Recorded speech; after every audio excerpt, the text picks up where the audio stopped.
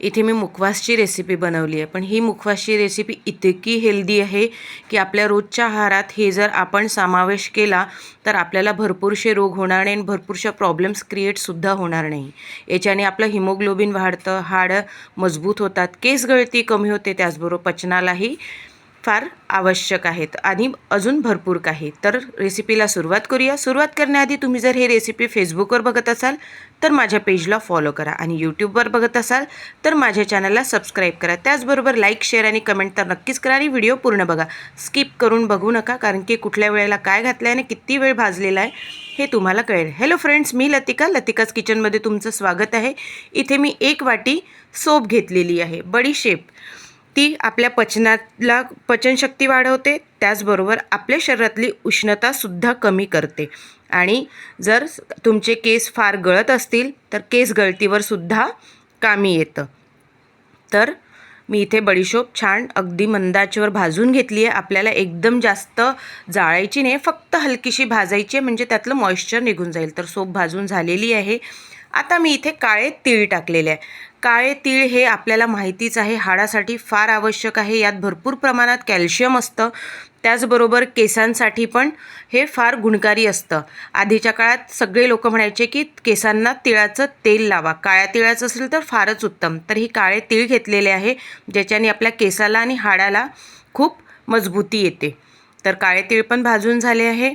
त्याचबरोबर इथे मी 1 वाटी जवस घेतली आहे.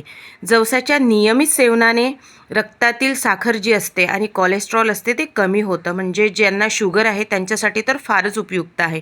त्याचबरोबर आपलं आयरन वाढतं, शरीरातली कमतरता दूर होते आणि भरपूर काही आहे. तुम्ही यूट्यूबवर सर्च करू शकता, भरपूर फायदे आहेत याचे. आपल्या केसाला याची आपण जेल लावतो, चेहऱ्याला सुद्धा याची जेल लावतो. तर इथे मी जवससुद्धा 1 वाटी भाजून घेतलेले आहेत, जाळले नाही आहेत किंवा एकदम जास्त करपू नाही द्यायचे आहे. अगदी मंद आचेवर त्याचं मॉइश्चर निघतपर्यंत आपल्याला भाजायचे आहे. त्याचबरोबर इथे घेतलेला आहे मी ओवा. ओवाचं तर गुण सगळ्यांनाच माहिती असते की पोटात गॅस होऊ देत नाही, शरीराला गुणकारी असते, पचनक्षमता वाढवते, त्याचबरोबर उष्णतासुद्धा वाढवते आणि त्याचबरोबर हे कफरोधक आहेत, म्हणजे ज्याच्याने आपल्याला खोकला होत नाही. आणि खोकला जरी झाला तरी आपण म्हणतो की ओवा खा, किंवा पोटात गॅस झाली तर ओवा खा आणि गरम पाणी पी, म्हणजे तुमच्या पोटातली गॅस निघून जाईल. तर इथे मी ओवासुद्धा घेतलेला आहे, तो पण मी छान भाजून घेतलेला आहे. आता हे चारही पदार्थ, चारही ज्या बिया आहेत त्या मी एकत्र करून घेतलेल्या आहे आणि थंड झाल्यावर एका भरणीत भरून ठेवणार.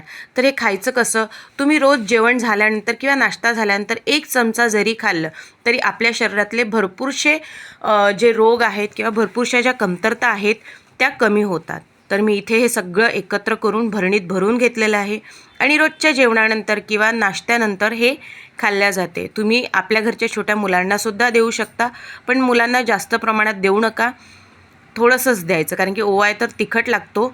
पण कोणाकोणाला चांगलं लागतं तर जास्त खाणार, म्हणून थोडंसंच द्यायचं. आणि 1 चमचा रोज आपल्या आहारात घेतला तर कॅल्शियमची कमतरता दूर होईल, त्याचबरोबर हिमोग्लोबिन वाढेल, आपल्या पोटात आपल्या शरीरातली पचनक्षमता वाढेल, कफ आपल्याला होणार नाही, खोकला होणार नाही. तर मग ही रेसिपी यावेळेस करून ठेवा आणि रोजच्या आहारात समाविष्ट करा. तर कशी वाटली रेसिपी ते मला नक्की कळवा.